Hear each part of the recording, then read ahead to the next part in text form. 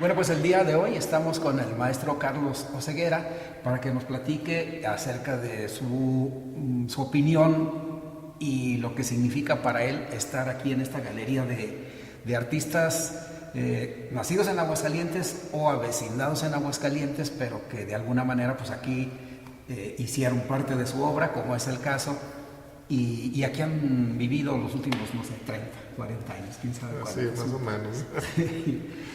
¿Qué se siente estar en esta galería de aguascalentenses? Bueno, en primer lugar, yo quería, quiero decir que cuando conocí yo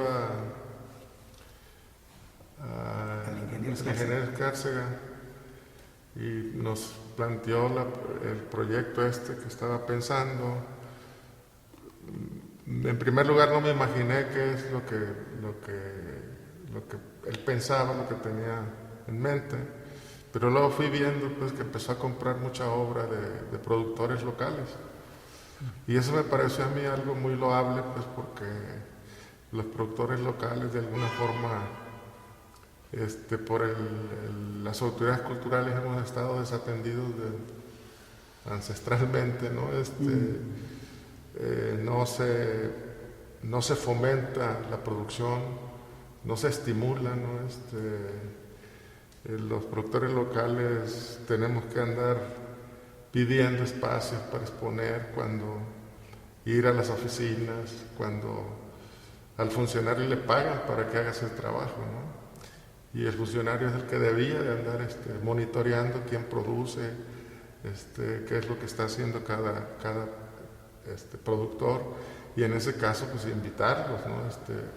Para así a su vez estimular la producción y entonces tener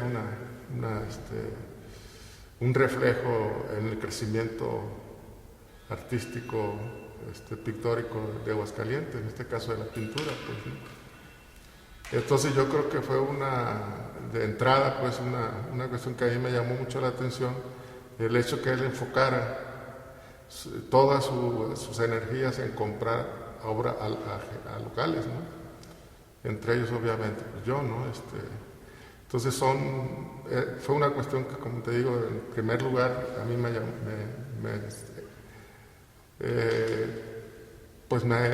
me impactó mucho pues esa. Porque tengo entendido que no hay otro lugar. No, donde estén reunidos. a donde estén la mayoría, ¿no? De todos niveles, ¿no? De todos niveles,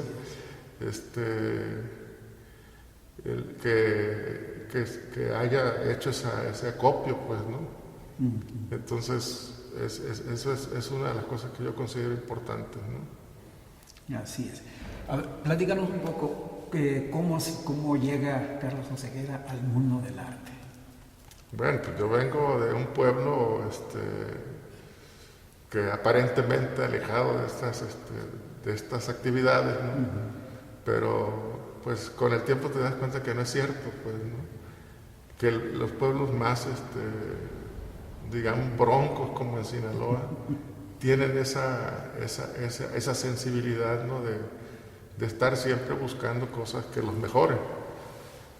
Yo en la escuela dibujaba mucho, en la escuela hacían concursos de dibujo, en la primaria, ¿no? Y yo participaba, nunca gané, ¿no? Pero yo siempre estaba distraído dibujando gran parte de mis calificaciones en física, ¿no? Por ejemplo, fueron por los dibujos que yo le hacía al maestro de los libros, ¿no? Que nunca me los devolvió, por cierto, ¿no? Se quedó con ellos.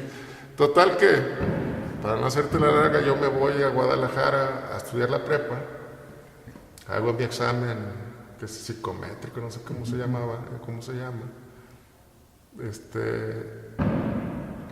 y vivía yo por la calle de Herrera y Cairo, y yo bajaba generalmente por la calle del Teatro de Degollado hacia la calle esa de Herrera y Cairo. Y yo no sé por qué, de las varias veces que ya pasó, no me había dado cuenta, y esa vez veo y estaba una galería. Y yo pues no tenía ni idea de que era una galería, ¿no? Entro a la galería, veo cuadros expuestos, ¿no? Me paso ahí dándole la vuelta, viendo. Cuando salgo, estaba un cartel que decía interesados en entrar a la escuela de arte. Y ya venían ahí los requisitos para entrar, ¿no? Requisitos que yo cumplía porque yo no tenía la prepa. Yo iba a hacerla apenas. Y cuando supe, pregunté y me dijeron, no, pues aquí está la siguiente puerta, la escuela. O sea, la galería era de la Escuela de Arte de ahí de Guadalajara, de la Universidad de Guadalajara. Y pues inmediatamente me metí, me pedí los datos y me inscribí, ¿no? En la escuela. Obviamente pues mi papá pegó el grito en el cielo, ¿no? Que eso era un hobby, ¿no? Que no era estudiar, ¿no?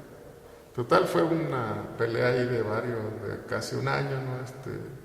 En que me entregan mi credencial de estudiante y todo eso, y yo como policía le sacaba la charola, ¿no? Cada que me reclamaba, le sacaba, aquí está mi credencial de estudiante, ¿no? De que sí estaba estudiando, pues, ¿no? Y esa fue la forma en que yo, fue una mera casualidad porque obviamente, pues a mí me decían que tenía que ser arquitecto, ¿no? Por mis habilidades en el dibujo.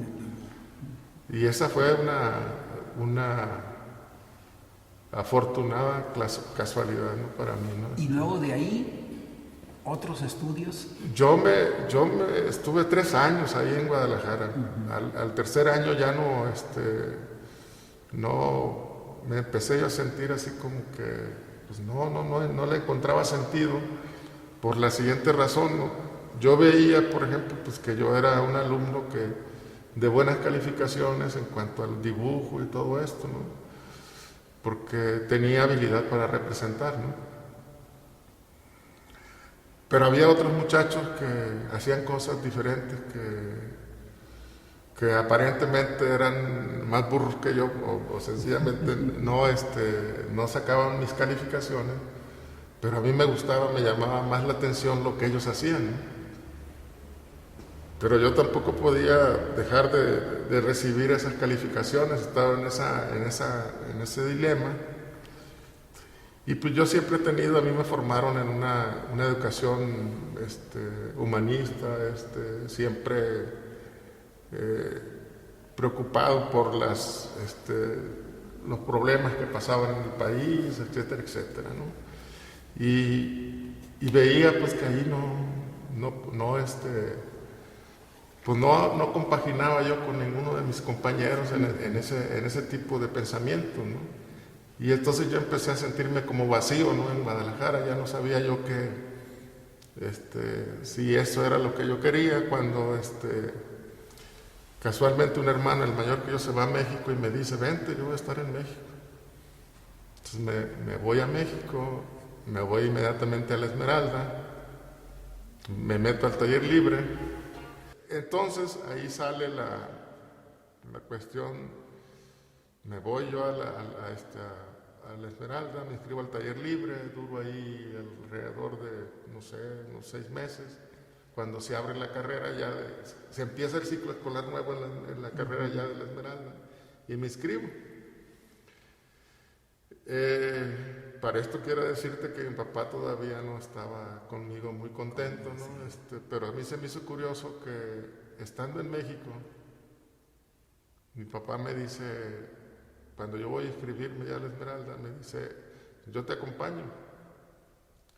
Y le digo, no, pero ¿por qué no? Pues, oye, ¿cómo me vas a acompañar? Pues a mí me da pena, ¿no? Que fuera mi papá conmigo, ¿no? No, yo voy solo. No, yo te quiero acompañar. Y bueno, yo fui con todas las, en contra de que fuera mi papá. En ese entonces era Benito Meseguer, un pintor, creo que catalán, ¿no? Que era el director de La Esmeralda. Y casualmente, pues mi papá era una gente que conversaba, muy platicador con todo el mundo, ¿no? Total que fue que mi papá se quedó platicando horas con Benito Meseguer y yo sentado en la escalera de La Esmeralda esperando que terminaran de platicar. Pues obviamente a mí Meseguer me recibió a mí con mucho afecto, ¿no? por la relación que establecieron él y mi papá. Hasta después yo comprendí pues, de que mi papá pues, lo que quería era reivindicarse conmigo, ¿no? Después de 3 o más años de andar en contra de lo que yo había decidido, ¿no? Como que dijo, no, pues ya no tiene lucha, entonces me alío a él mejor, ¿no?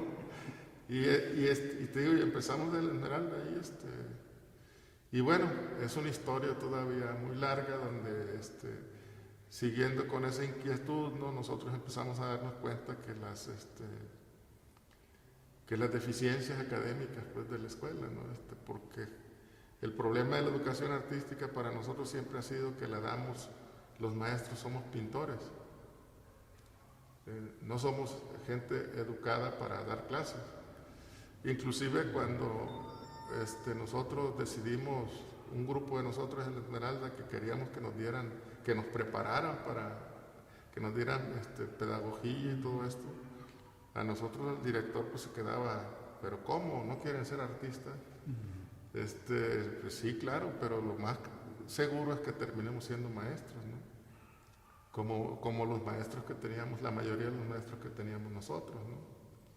Entonces resulta pues de que nosotros nos hacen odiar, ¿sí? Rechazamos el solo hecho que le digamos a un estudiante, a ver, prepárate a ser, ¿qué hubo? Pues yo voy a ser artista, ¿no? Y te lo dicen con toda seguridad de que van a ser artistas, ¿no? Nosotros afortunadamente nos reflejamos en nuestros maestros, ¿no? Y nos preparamos para ser artistas, para poder, en caso de que no triunfáramos en el mercado, porque eso es otra equivocación, ¿no? Creer que los artistas son los que triunfan en el mercado, ¿no? Que son los que valen, ¿no? Poder defendernos adecuadamente en el terreno de la educación, ¿no? Y esa fue una de nuestras principales preocupaciones en la escuela. Y pues nosotros, de alguna forma, el grupo que formamos nosotros, pues tuvimos una historia muy larga de trabajo, ¿no? Y obviamente cuando salimos de la Esmeralda salimos con trabajo, ¿no? Porque mostramos ejercitamos todo este tipo de labores, ¿no? Educativas desde que estábamos en la escuela como estudiantes. Y es una de las cuestiones que para mí pues, es importantísimo seguir defendiendo, pues, que si bien nosotros nos consideramos artistas, no podemos ir a dar clases como artistas, ¿no? Tenemos que dejar al artista ahí en la puerta y al entrar al salón pues nos convertimos en maestros, ¿no? Y entonces por eso pues para mí las evaluaciones son muy subjetivas, ¿no? Porque se basan en la evaluación de un artista que dice esto está bien, esto está mal, y no procuran ver o no se procura ver el esfuerzo que está haciendo cada uno de los estudiantes, ¿no? El empeño que está poniendo el estudiante en apropiarse de un lenguaje, ¿no? Eso lo relegamos porque nos fijamos en los que tienen ciertas habilidades, ¿no? Y son a los que valoramos, ¿no? Así es. A ver, maestro, en este museo hay visitas guiadas de niños, vienen grupos de niños, 30, 40 niños, vienen con sus maestros, o a veces vendrán por su cuenta con sus papás. ¿Qué les dirías a ellos, a los papás, a los maestros, e incluso a los niños que presentan alguna cualidad o alguna inquietud por el mundo del arte? Bueno, pues, sencillamente que todos los niños tienen la inquietud y es su primer lenguaje, el dibujo, ¿no? El rayar, eso es innato al ser humano, pues no hay niños que tengan más o menos habilidad, hay niños que tienen necesidad, más bien, más necesidad que otros. Entonces, el detectar todo eso es el trabajo, pues si el niño tiene necesidad de estar dibujando, pues hay que proporcionarles los elementos o las herramientas necesarias para que lo hagan, ¿no? Sin ninguna restricción, ¿no?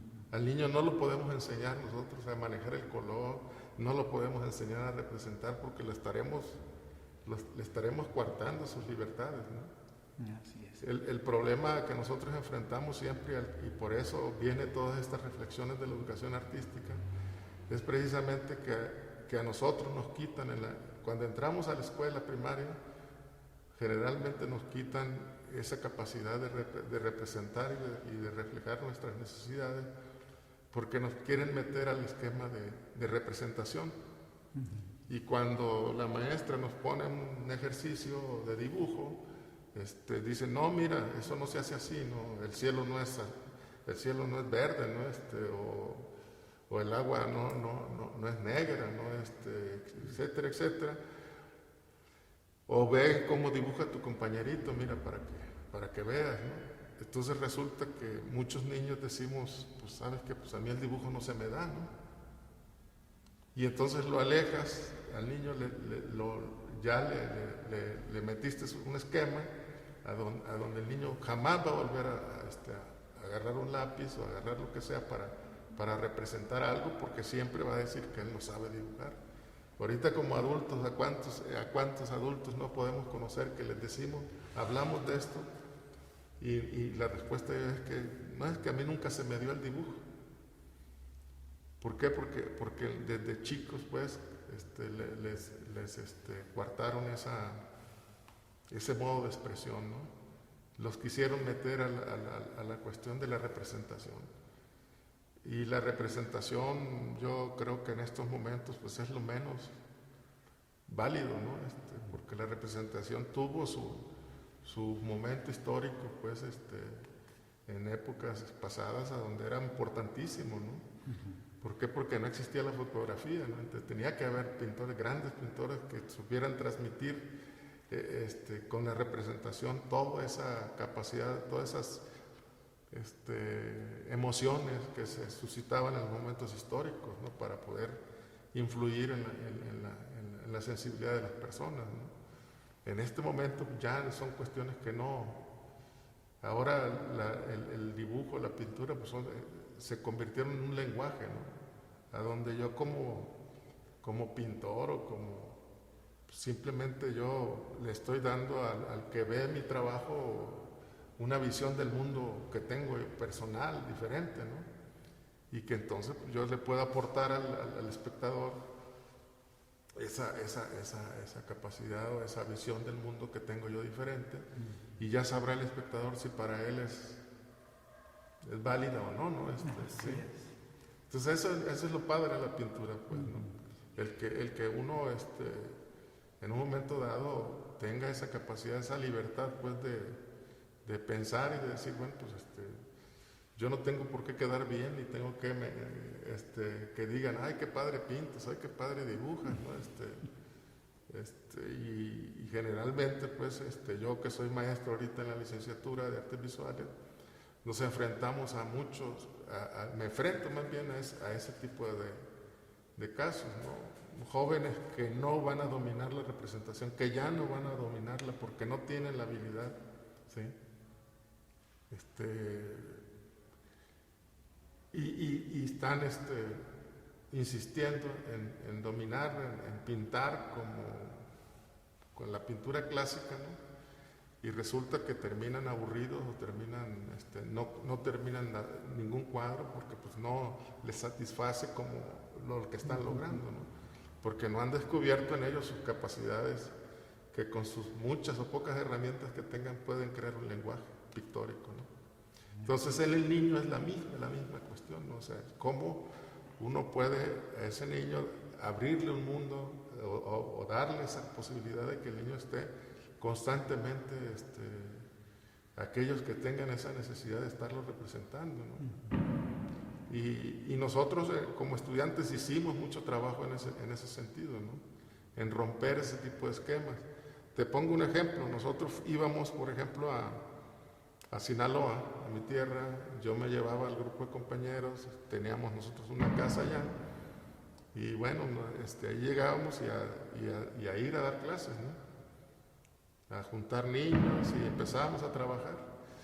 Y fue muy, o sea, el primer problema que nos enfrentamos pues de que los niños dibujaban árboles de manzanas, casas con chimenea, ¿no? Cuando hace un calor de todos los diablos allí, ¿no?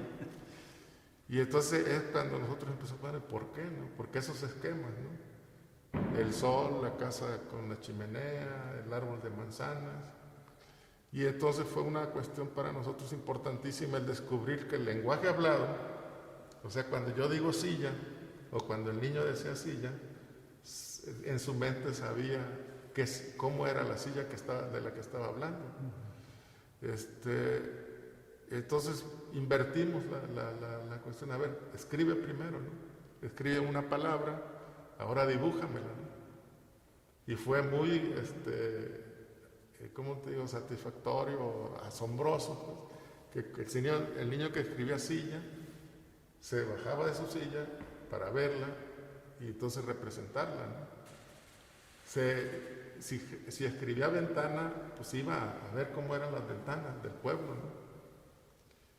Y si escribía playa, pues dibujaba palmeras, ¿no? Y entonces fue como, el último, pues, los niños en ese momento, como ellos de alguna forma empezaron a valorar su entorno, ¿no? Si dibujaban o si escribían la palabra casa, pues iban y veían cómo eran las casas, ¿no? Entonces descubrimos pues esa cuestión, la relación que entre el lenguaje hablado y el lenguaje escrito y el lenguaje de representación, de dibujo, de pintura, cómo se rompían los esquemas cuando tú los llevabas a que pintaran o dibujaran lo que ellos estaban diciendo, ¿no? Entonces, eso es lo que nosotros tenemos que estar siempre, en el caso de los niños, ¿no? Buscando para que ellos puedan precisamente nunca en la vida dejar de hacer esto, y esto probablemente los haga y seguramente los va a hacer mejores seres humanos, ¿no? Que eso es lo más importante en el arte, ¿no? En la música. La música no se hace para vivir de ella, ¿no? La pintura tampoco, ¿no? Se hace para mejorar o para que seas mejor ser humano, ¿no? Entonces son cuestiones muy importantes, te digo, que se han dado. No sé si tú conozcas el proyecto el maestro Abreu en Venezuela. No. De un maestro que por allá en los 70 hizo que le empezó a llevar instrumentos a los niños, a los barrios pobres.